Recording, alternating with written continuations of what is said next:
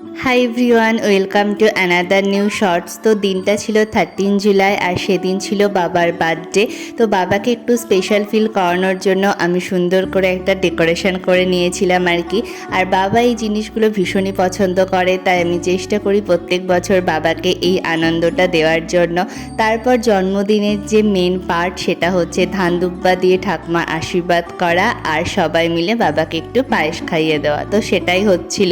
আর এই যে ভিডিওটা পোস্ট করতে এতটা লেট হলো তার একটাই কারণ, আমার ভীষণ ঠান্ডা লেগেছিল, সাথে জ্বরও ছিল, তাই ভিডিও এডিট বা ভয়েস ওভার কিছুই দিতে পারছিলাম না। তো এখন একটু সুস্থ হওয়াতে ভাবলাম ভিডিওটা পোস্ট করা যাক। আর কিছুদিন আগে মায়েরও বার্থডে ছিল, তবে বিশেষ কিছু কারণের জন্য মায়ের বার্থডেটা সেলিব্রেট করা হয়নি, তাই ভাবলাম একসাথে দুজনের একটু কেক কাটিং করানো যাক। তাতে তো মা বাবা ভীষণই খুশি হয়েছে আর তাদের জন্য একটা ছোট্ট উপহারও ছিল। তো তোমাদের ভিডিওটা কেমন লাগলো জানিও।